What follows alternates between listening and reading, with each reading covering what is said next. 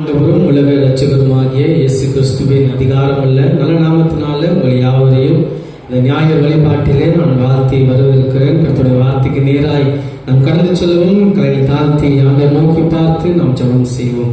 எங்கள் நேசித்து வல்லெடுத்துகிற எங்கள் அன்பு நேச தகப்பனே, ஆசீர்வாதமான இந்த பரிசுத்தமான ஓய்வு நாளுக்காக நமக்கு நடு செலுத்துகிறோம். இப்பொழுது உங்களுடைய வார்த்தைகளை கேட்க போகிறோம். ஆண்டவரே, கர்த்தர் எங்களோடு என்ன பேச சித்தமா இருக்கீங்களோ கர்த்தர் தெளிவாய் இந்த நாளுகளோடு பேசுகிறார். வந்திருக்கிற பிள்ளைகளுக்கும் இவ்வார்த்தை கேட்க போகிற ஒவ்வொருக்கும் வார்த்தைகள் ஆசீர்வாதமாய் அமைய கர்த்தர் கிருபை செய்கிறார். ஆண்டவரே, உங்களுடைய வார்த்தைகள் உங்களுடைய வாழ்க்கையிலே ஆண்டவரே ஒரு மாற்றத்தை உருவாக்கட்டும். இயேசுவின் நாமத்தினால் ஜெபிக்கிறேன் நல்ல பிதாவே, ஆமென் ஆமென். பிரியமானவர்களே, ஆண்டவர் இயேசு கிறிஸ்துவின் நாமத்தினால உங்களை யாவரையும் வாழ்த்துகிறேன். விசேஷமாக கடந்த 2 வாரங்களாக ஒரு தலைப்புக்குதாய் கர்த்தருடைய வார்த்தைகளை நாம் கேட்டுக்கொண்டிருக்கிறோம். என்ன தலைப்பு? நீதிமான் ஆவது எப்படி, நீதிமான் ஆவது எப்படி என்று சொல்லி ஒரு தலைப்புக்குள்ளாக. அதுக்கு முன்பதாக பரலோக ராஜ்யத்தை குறித்து நாம் கர்த்தருடைய வார்த்தை கேட்டோம். கிட்டத்தட்ட 7 வாரங்கள் அச்செய்தியை கேட்டோம். கடந்த ஞாயிற்றுக்கிழமை கூட நீங்க உற்சாகமா எக்ஸாம் எழுதினையும் ரிசல்ட்டும் அவுட் ஆயிடுச்சு. இந்த எக்ஸாம், அதாவது இந்த நீதிமானாவது எப்படி கடந்த 2 வாரம் செய்தியும் இன்னும் தொடர்ச்சியாய் வருகிற செய்தி, இதெல்லாம் நீங்க நோட் பண்ணுவீங்க என்றால் டிசம்பர் மாதம் 1ஆம் ஞாயிற்றுக்கிழமை இதோடைய எக்ஸாம் நடைபெறும். Date note பண்ணிக்கீங்க. டிசம்பர் மாதம் 1ஆம் ஞாயிற்றுக்கிழமை நீதிமான் ஆவது எப்படி என்று சொல்லி அதுக்கு கீழாக சொல்லப்படுகிற ஒவ்வொரு செய்திகளும் அந்நாட்களிலே எக்ஸாமாக நடைபெறும். அதில் உற்சாகமாய் பங்கேற்கும்படியாக கேட்டுக்கொள்கிறேன். வேதத்திலிருந்து ஒரு வசனத்தை வாசிப்போம். ரோமர் 8ஆம் அதிகாரம் 29-30ஆம் வசனத்தை நாம் வாசிக்கும் போது, தம்முடைய குமாரன் அநேக சகோதரருக்குள்ளே முதல் பேரனாய் இருக்கும் பொருட்டு தேவன் எவர்களை முன் அறிந்தாரோ அவர்களை தமது குமாரனுடைய சாயலுக்கு ஒப்பாயிருப்பதற்கு முன்குறித்திருக்கிறார். எவர்களை முன்குறித்தாரோ அவர்களை அழைத்தும் இருக்கிறார். எவர்களை அழைத்தாரோ அவர்கள் நீதிமானாக்கி இருக்கிறார்.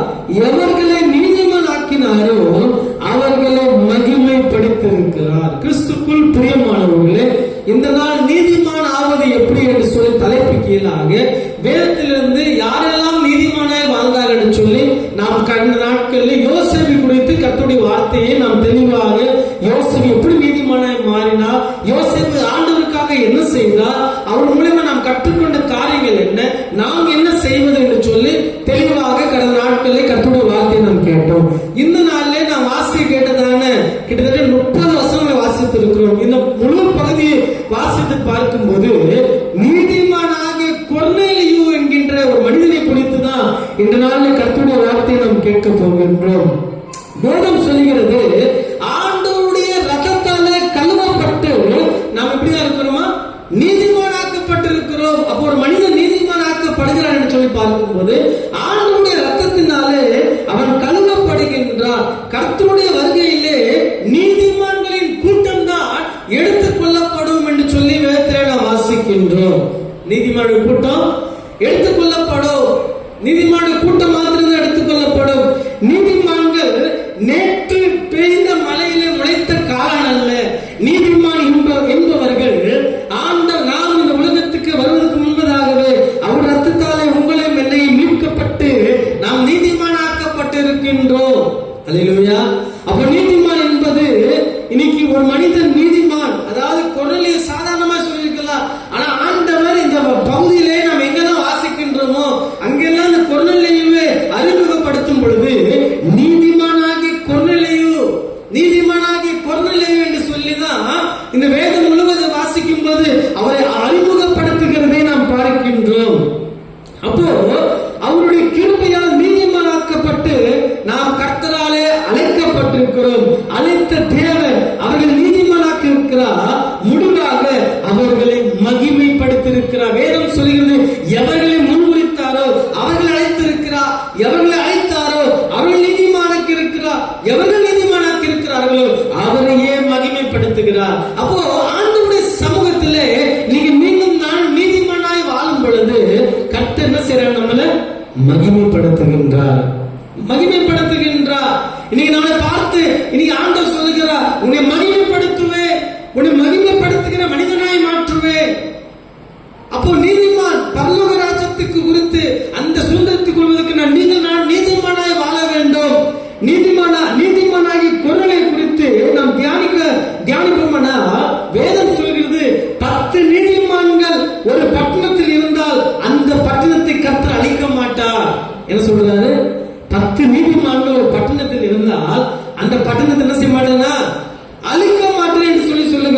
அப்போ 10 நீதிமான்கள் ஒருவராகி கொர்நேலியு எப்படி நீதிமான் என்ற பெயரை பெற்றான் என்று இந்த நாளில் நாம் பார்க்க போகின்றோம். இந்த கொர்நேலியு நீதிமான் என்கின்ற பெயரை எப்படி அவன் பெற்றுக் கொண்டான் என்று சொல்லி வேத ஆதாரத்தோடு நாம் பார்க்க நாம் அழைக்கப்படுகின்றோம். வாசிப்போம். அப்போஸ்தலர் 10ஆம் அதிகாரம் 22ஆம் வசனம் சொல்கின்றது, அதற்கு அவர்கள், நீதிமானும் தேவனுக்கு பயப்படுகிறவரும் யூத ஜனங்களால் நல்லவர் என்று சாட்சி பெற்றவருமாகிய கொர்நேலியு என்னும் 100க்கு அதிபதி உம்மை தம்முடைய வீட்டுக்கு அழைப்பித்து உம்மால் சொல்லப்படும் வார்த்தைகளை கேட்கும்படி பரிசுத்த தூதனாலே தெய்வத்தின் மேல் கட்டளை பெற்றார் என்றார். அப்போ இந்த கொர்நேலியு என்ற பெயருக்கு முன்னால் அவர் நீதிமான் என்று சொல்லி இருக்கிறார். நல்ல யோசித்து பாருங்க. இன்னைக்கு என் பேருக்கு முன்பதாக நீதிமான் என்று சொல்ல முடியுமா? இன்னைக்கு கொர்நேலியு பேருக்கு முன்பதாக நீதிமான் என்று சொல்லி சொல்லப்பட்டிருக்கிறது. நீதிமானா இருப்பதால் நமக்கும் நம்ம மற்றவர்களுக்கும் ஆசீர்வாதம் உண்டு. இன்னைக்கு நான் நீதிமானா இருந்தால் எனக்கும் ஆசீர்வாதம் உண்டு, மற்றவர்களுக்கும் ஆசீர்வாதம் உண்டு. அப்ப நீதிமான்கள் நன்றா இருந்தால் வேதம் சொல்கிறது, நீதிமான்கள் நன்றா இருந்தால் பட்டணம் நன்றா இருக்கும். நீங்க நான் நல்லா இருந்தா என் குடும்பம் நல்லா இருக்கும், நான் நல்லா இருந்தா என் சமுதாயம் நல்லா இருக்கும், நான் நல்லா இருந்தா என் சபை நல்லா இருக்கும். அப்போ நான் எப்படி இருக்கணும்? நீதிமானா இருக்கணும். இன்னைக்கு நான் குறை சொல்றேன், என் சபையும் குறை சொல்றது மாதிரி தான் இருக்கும், என் குடும்பமும் அப்படிதான் இருக்கும். அப்போ ஆண்டுடைய சமூகத்திலே நான் எப்படிதான் இருக்கணும்? நீதிமானா இருக்க வேண்டும். வேதம் சொல்லி நீதிமான்கள் தங்கள் நீதியிலே சரியாய் நடந்தால் பட்டணம் கலந்து வரும். கொர்நேலியுவாகிய நீதிமான் மூலம் அந்நாட்களில் 4 வித ஆசீர்வாதங்கள் உண்டாயிற்று. கொர்நேலியு மூலமாக அந்நாட்களை பார்க்கும்போது 4 விதமான ஆசீர்வாதம் உண்டாயிற்று. நல்லா யோசித்து பாருங்க. கொர்நேலியு தேவனுக்கு பயந்த மனிதன், கொர்நேலியு ஆண்டவருக்கு பிரியமாயிருந்த மனிதன், ஆண்டவரை ஆராதிக்கின்ற மனிதன். அவன் அப்படி இருந்ததுனால அவன் மூலமாக அவன் புறஜாதி மக்களுக்கு ஆசீர்வாதம் உண்டானது. இந்த கொர்நேலியு யார் என்றால் ஒரு புறஜாதி. இவன் யூதன் அல்ல, இவன் ஒரு கிரேக்கனாக இருக்கிறான். ஆனால் புறஜாதிகளுக்கு இந்த நீதிமான் மூலம் ஆண்டவன் 4 வித ஆசீர்வாதங்கள் கொடுக்கிறார். நல்லா யோசித்து பாருங்க. இன்னைக்கு உங்கள் மூலமாக ஒரு மனிதனுக்கு 4 விதமான ஆசீர்வாதம் கொடுத்தா எப்படி இருக்கும்? இன்னைக்கு நம் மூலமாக ஒருவருக்கு ஆசீர்வாதம் கிடைத்தால் எப்படி இருக்கும்? கொர்நேலியு வாழ்க்கையில அப்படிதான். அதுவும் கிறிஸ்துவுக்கு அல்ல, இயேசுவை அறியாத புறஜாதி மக்களுக்கு ஆசீர்வாதம் கொடுக்கப்பட்டது. என்ன ஆசீர்வாதம்? அப்போஸ்தலர் 14ஆம் அதிகாரம் 27ஆம் வசனம் சொல்கிறது, அவர்கள் அங்கே சேர்ந்த பொழுது சபை கூடி வரச் செய்து தேவன் தங்களை கொண்டு செய்தவர்களை அவர் புறஜாதிகளுக்கு விசுவாசத்தின் கதவை திறந்ததையும் அறிவித்து. முதல் காரியம், இந்த கொர்நேலியு புறஜாதி மக்களுக்கு செய்த ஒரு ஆசீர்வாதம். என்ன ஆசீர்வாதம் என்றால் புறஜாதிகளுக்கு விசுவாசத்தின் கதவை திறந்தார். புறஜாதிகளுக்கு விசுவாசத்தின் கதவை திறந்தார். கொர்நேலியு மூலம் முதலாவதாக கர்த்தர் புறஜாதி விசுவாசிகளுக்கு கதவை திறக்குகிற தெய்வமாக இருந்தார். இன்னைக்கு என்னை என் மூலமாக என்னை பார்க்கிற மனிதருக்கு, நான் வசிக்கின்ற இடத்துல, இன்னைக்கு நான் சுற்றி வருகிற மனிதன் நடுவில் அவங்க விசுவாச கதவை திறக்க வேண்டும். அவங்க விசுவாச கதவை திறக்க வேண்டும். இன்னைக்கு நானே ஆவிக்குரிய வாழ்க்கையில் இல்லைன்னா, நானே ஜன வாழ்க்கையில் இல்லைன்னா, நானே ஜபிக்கிறனா இல்லைன்னா, நானே சபைக்கு வருகிறனா இல்லைன்னா, என்னை பார்த்து ஒரு மனிதன் எப்படி மாறுவான்? என்னை பார்த்து ஒரு மனிதன் எப்படி விசுவாச வாழ்க்கையிலே வளருவான்? அப்போ கொர்நேலியு பார்த்து புறஜாதி மக்கள் நடுவில் விசுவாசத்தின் கதவை ஆண்டவர் திறந்தார். இன்னைக்கு என்னை பார்த்து சொல்லணும், இன்னைக்கு இவன் கரெக்டா சபைக்கு போவான், நீ எவ்வளவு பிஸியா இருந்தாலும் ஆண்டவரை விட்டு கொடுக்க மாட்டான், எவ்வளவு வேலையில இருந்தாலும் ஆண்டவருக்கென்று ஜபிக்காம இருக்க மாட்டான், பைபிள் படிக்காம இருக்க மாட்டான், எந்த ஊழியர் இருந்தாலும் ஆண்டவர் என்று சொல்லும் பொழுது அவனுக்குள்ள விசுவாசம் பிறக்க ஆரம்பிக்கும். பர்திமேயுடைய வாழ்க்கையிலே ஆண்டவருடைய வார்த்தையெல்லாம் கேள்விப்படுறான். பர்திமேயுக்கு பார்க்கிற கண்ணு அல்ல, அவன் கேள்விப்படுகிறான். அவன் வேதம் சொல்லுகிறது, விசுவாசம் கேள்வினாலே வரும். அப்போ பர்திமேயு கேள்விப்படுறான், தாவீதின் குமாரன் இவன் எகிப்திலே எருசலேமிலே இவ்வளவு அற்புதம் செய்தார், எரிகோவை நடந்து வந்தார், அநேகருக்கு குஷ்டரோகி சுகமாக்கினார் என்று சொல்லி விசுவாச வார்த்தையை கேட்க கேட்க அவனுக்குள்ள என்ன பிறந்தது? விசுவாசம் பிறந்தது. விசுவாசம் பிறந்தது. இன்னைக்கு நல்ல யோசித்து பாருங்க, நம்ம சுற்றி இருக்கிற விசுவாச பிள்ளை நடுவில் நாங்க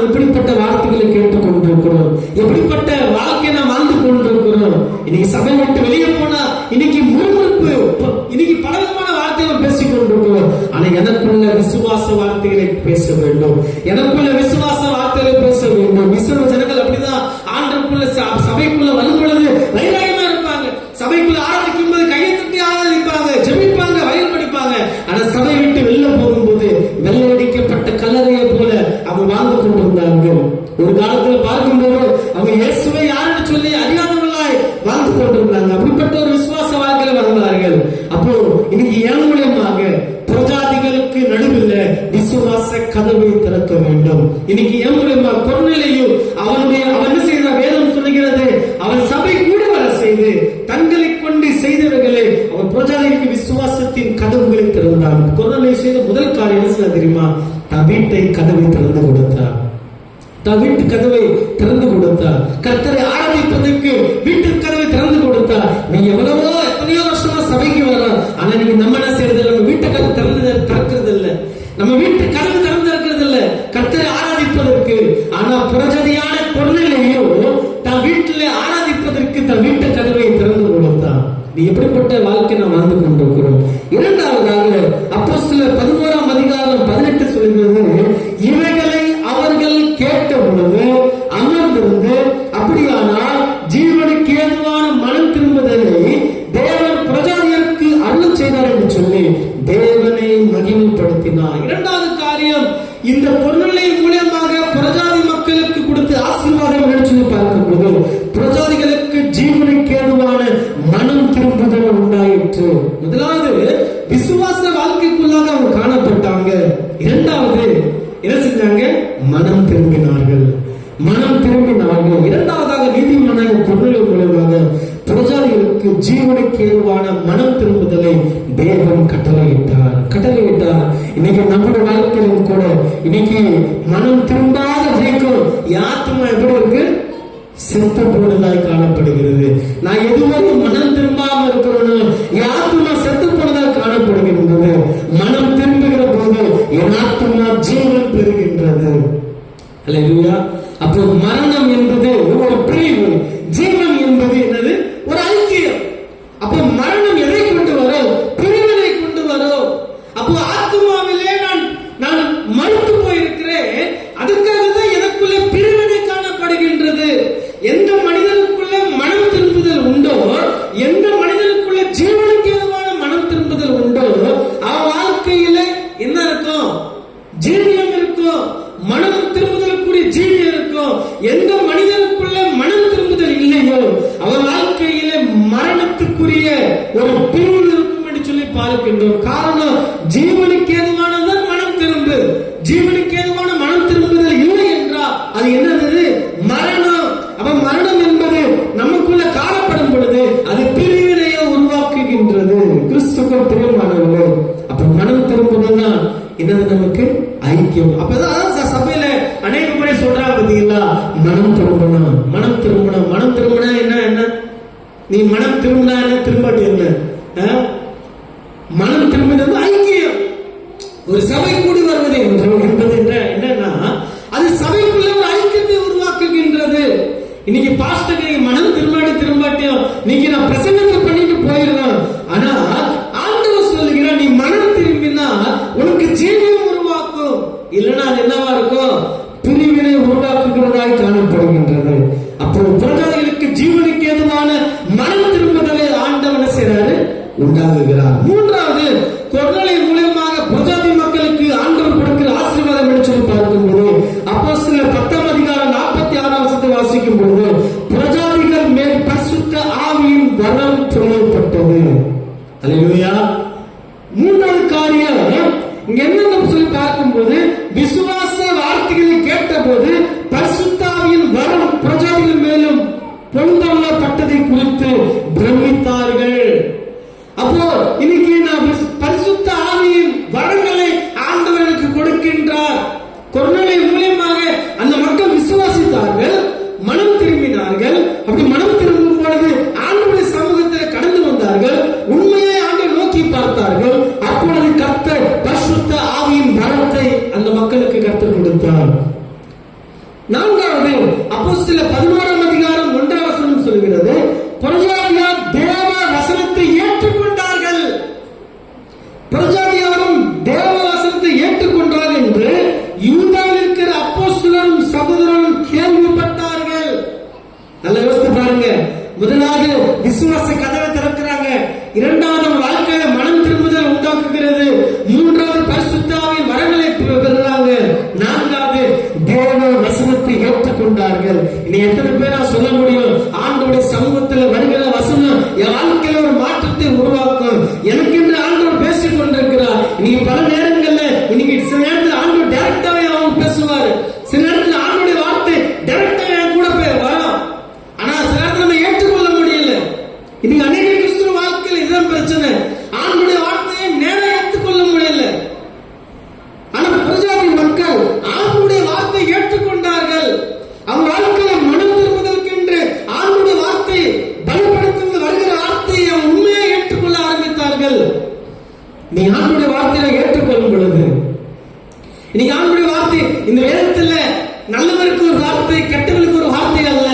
எல்லாருக்கும் மனம் திரும்புதலா, மனம் திரும்ப வேண்டிய எல்லா மனிதருக்கும் ஒரே வார்த்தை தான். ஆண்டவர் குறிப்பிட்ட ஜாதிகளுக்கு ஒரு வார்த்தையோ, குறிப்பிட்ட ஒரு மொழிக்கு ஒரு வார்த்தையோ, மனிதனுக்கு வார்த்தையோ என்று சொல்லி எழுதப்படவில்லை. எல்லா மனிதனுக்கும் ஒரு வார்த்தை. ஒருவேளை நீ அன்பு காட்டவில்லை என்றால் அன்பை குறித்து பேசும் பொழுது அது உனக்குரிய வார்த்தை. இன்னைக்கு நான் எதிலே குறையா இருக்கிறோனோ அந்த வார்த்தை வருகிறது என்றால் அந்த வார்த்தை எனக்கென்ற வார்த்தை. ஆசீர்வாதம் என்ற வார்த்தை வரும் பொழுது அந்த ஆசீர்வாதத்தை சுதந்திரித்துக் கொள்வதற்கு அது எனக்கென்று வருகிற வார்த்தை. அதனால இந்த விசுவாசிக்கு இந்த வார்த்தை, அந்த விசுவாசிக்கு அந்த வார்த்தை அல்ல, எல்லாருக்கும் ஒரே போல ஆண்டவர் போதிக்கிறார் இருக்கிறார். அவர் வார்த்தை வேதம் சொல்கிறது, அவர் வார்த்தை இருபுறம் உள்ள கருப்புள்ள பட்டயம். இருபுள்ள கருப்புள்ள பட்டயம் என்னது? பட்டயம் எப்படி வரும் சரி தெரியாது. பட்டயத்தை பார்த்திருக்கீங்களா? அது முன்னாடி எப்படி இருக்கும்? கூர்மையா இருக்கும். ஒரு பட்டயத்தை எரியும் போது அது இருபுறமும் உள்ள வருகிற பட்டயம் எங்கிருந்து வரணும்னு சொல்லி தெரியாது. சில இடத்துல ஆண்டுடைய வார்த்தை அப்படிதான் வரும். அது இருபுறம் கருப்புள்ள பட்டயத்தை போல வரும். சில இடத்துல நம்மளால ஏற்றுக்கொள்ள முடியும், சில இடத்துல நம்மளால ஏற்றுக்கொள்ள முடியாது. புதுஜாதிகளுக்கு கொரோனா மூலமாக ஆண்டுடைய வசனத்தை அவர்கள் கேட்டார்கள். அப்போ கொரோனாகி நீதிமானாக இருந்த இவன் வாழ்க்கையிலே இவன் மூலமாக பிரஜாதி மக்களுக்கு 4 விதமான ஆசீர்வாதம் கொடுத்தார்கள். ஆனால் கொரோனா வாழ்க்கையில பார்க்கும் பொழுது அவன் இப்படிப்பட்ட ஆசீர்வாதத்தை எப்படி சுதந்திரித்துக் கொண்டான் என்று சொல்லி பார்க்கும்போது அவன் வாழ்க்கையில 7 விதமான நற்பண்புகள் இருந்தது என்று சொல்லி வேதம் தெளிவாக சொல்லுகிறது. அவனுக்குள்ள காணப்பட்ட 7 விதமான நற்பண்புகள் சுருக்கமாய் கர்த்தருடைய வார்த்தை சொல்லுகிறோம். முதலாம் காரியம் நோட் பண்ணிக்கீங்க. அப்போஸ்தலர் 10ஆம் அதிகாரம் வசனம் 1-2. அப்போஸ்தலர் 10ஆம் அதிகாரம் 1-2. முதல் காரியம் சொல்லி பார்க்கும்போது இத்தாலியா பட்டாளம் என்னப்பட்ட பட்டாளத்திலே 100க்கு அதிபதியாகி கொர்நேலியு என்று பெயர் கொண்ட ஒரு மனுஷன் செசரியா பட்டணத்தில் இருந்தான். அவன் தேவபக்தி உள்ளவனும் தன் வீட்டார் அனைவரோடும் தேவனுக்கு பயந்தவனுமாய் இருந்து ஜனங்களுக்கு மிகுந்த தர்மங்களை செய்து எப்பொழுதும் தேவன் நோக்கி ஜெபம் பண்ணி கொண்டிருந்தான். அப்ப முதல் காரியம் இந்த கொர்நேலியு மூலமாக நாம் கற்றுக்கொள்கிற நற்பண்புகள் என்னன்னு சொல்லி பார்க்கும்போது நோட் பண்ணிக்கீங்க. தேவ பக்தி உள்ளவன். He was a pious and religious man. He was a pious and religious man. தேவ பக்தி நிறைந்த ஒரு மனிதனாய் காணப்பட்டான். அப்போ தேவ பக்தி என்றால் என்ன? இங்க பார்க்கும்போது தேவ பக்தி என்பது இங்கே எருசலேமில் 3 விதமான பண்டிகை கொண்டாடுவாங்க. என்ன பண்டிகை என்றால் ஒன்று பஸ்கா பண்டிகை, இன்னொன்று பெந்தெகோஸ்தே பண்டிகை, இன்னொரு எக்கால பண்டிகை. 3 பண்டிகை கொண்டாட தேவாலயத்துக்கு எருசலேமுக்கு ஜனங்கள் கூடி வருவாங்களாம். அப்ப ஆண்டவர் தெளிவாக சொல்லுகிறார், கொர்நேலியு என்கின்ற மனிதன் தன் வீட்டில் ஆராதனை நடக்கிறது, தன் வீட்டில் ஆராதனை நடக்குது. அவன் என்ன செய்யறான்? அந்த ஆராதனை விட்டு எங்கேயும் போல, அந்த ஆராதனை விட்டு எங்கேயும் போல. இன்னைக்கு உலகத்தில் என்னென்ன நடக்கலாம், ஆனா ஓய்வு நாள் என்பது ஆண்டக்கூடிய நாள். இந்த ஓய்வு நாளிலே ஆண்டோட சமூகத்தில் அமர்ந்திருக்க வேண்டும். அதுதான் தேவ பக்தி உள்ளவன். தேவ பக்தி உள்ளவன். வேதம் தெளிவாக சொல்லுகிறது. என்ன சொல்லுகிறது என்றால், நான் எந்த சபையை போனாலும் அந்த சபைக்கு நான் தவறாமல் போக வேண்டும். அந்த சபையில நான் தனித்திருக்க வேண்டும். நாம் நீதிமானாய் இருந்து நம்மிடத்தில் உண்மையான தேவ பக்தி காணப்படுமானால் எருசலேம் தேவாலயமாகிய சபையின் ஆராதனைக்கு சரியான நேரத்துக்கு வந்து கர்த்தரை ஆராதிப்போம். இது தேவ பக்தியின் முதல் அடையாளம். அப்போ தேவ பக்தியின் முதல் அடையாளம் எதுன்னு சொல்லி பார்க்கும் போது எனக்கு கொடுக்கப்பட்டிருக்கிற சபையில் நான் தாமதம் பண்ணாமல் நான் உண்மையாய் சபை ஆராதனையில் பங்கு பெற வேண்டும். அதுதான் தேவபக்தி நிறைந்தவன், தேவபக்தி நிறைந்த ஒரு மனிதனாய் காணப்பட வேண்டும். இரண்டாவது என்ன சொல்லி பார்க்கும் போது இந்த கொர்நேலியு வாழ்க்கையிலே காணப்பட்ட இரண்டாம் காரியம், he was a man of God's fearing. தேவனுக்கு பயப்படுகிறவன். கொர்நேலியு எப்படிப்பட்ட மனிதன்? தேவனுக்கு பயப்படுகிறவன். அப்ப வாழ்க்கையில பார்க்கும் போது கர்த்தருக்கு பயப்படுகிற மனிதனாய் காணப்பட்டான். கர்த்தருக்கு பயப்படுதலே ஞானத்தின் ஆரம்பம் என்று சொல்ல பார்க்கின்றோம். அப்போ இவன் தேவனுக்கு பயப்படுறதுனால அவருடைய முகமுகமாக பரிசுத்தாவியோடு பேசுகிறார். முகமுகமாய் பிரதிச்சமாக பேசுகிறேன். வேதம் சொல்லுகிறது, அவன் கர்த்தரின் சாயலை காண்கின்றான். யாரு? மோசே கர்த்தருடைய சாயலை காண்கின்றான். தேவனுக்கு பயப்படுறதுனாலதான் இன்னைக்கு ஆண்டவரை நாம் முகமுகமாய் நாம் பார்க்க முடியும். ஆண்டவரோட முகமுகமாய் தரிசிக்க முடியும். மல்கியா 3:14 சொல்லுகிறது, அப்பொழுது கர்த்தர்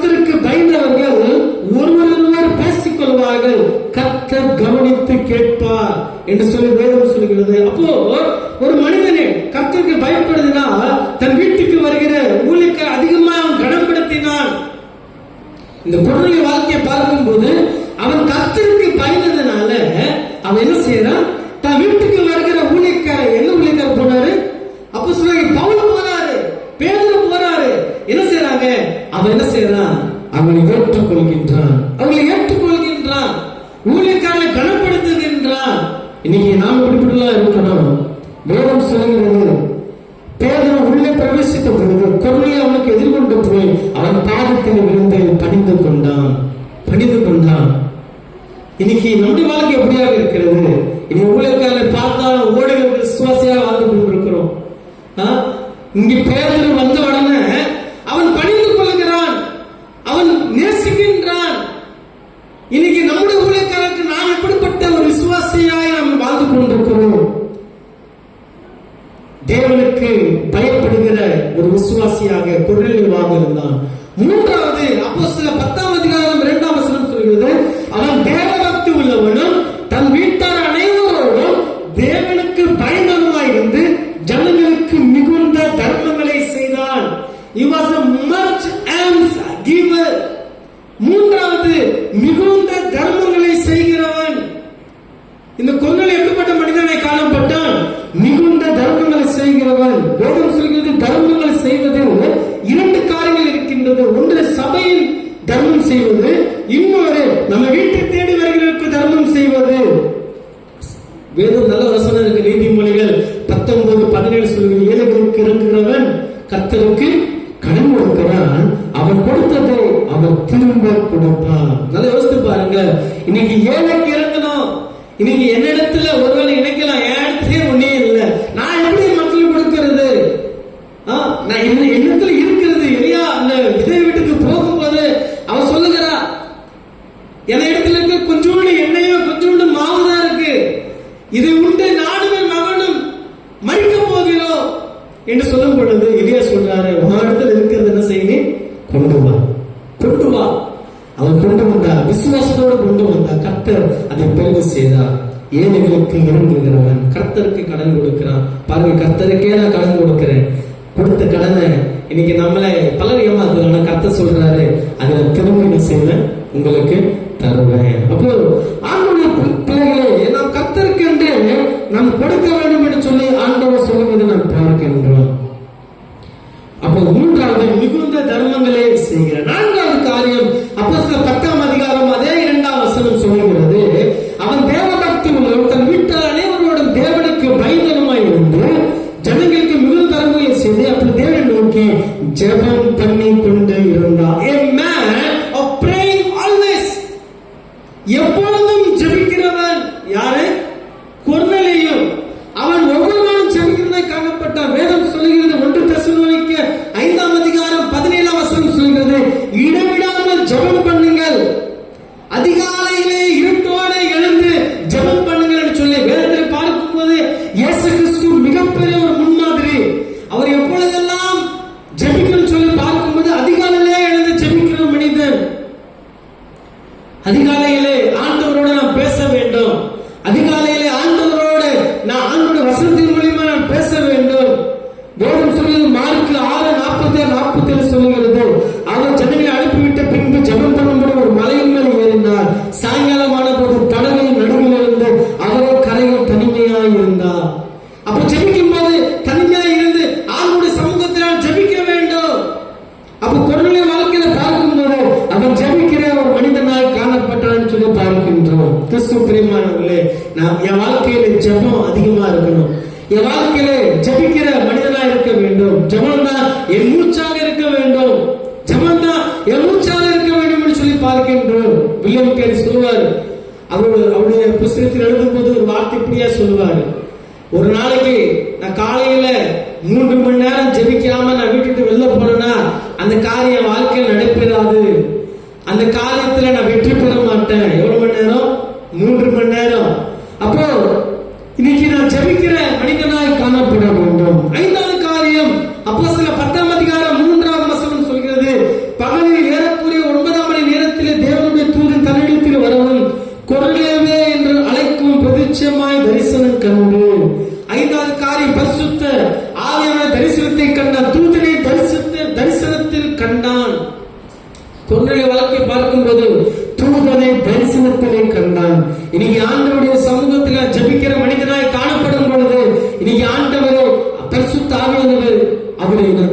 தரிசனத்தை காண்கிற ஒரு கிறிஸ்துவனாய் நான் காணப்படுவேன். தரிசனத்தை காண்கிற கிறிஸ்துவனாய் காணப்படுவேன். அப்ப நான் நீதிமானாய் வாழ வேண்டும் என்றால் நம்முடைய வாழ்க்கையில் பரிசுத்தம் மிகவும் அவசியமா இருக்கிறது. வேதம் சொல்லும் பரிசுத்தம் எல்லாமே ஒவ்வொருவரும் கர்த்தரை தரிசிக்க முடியாது.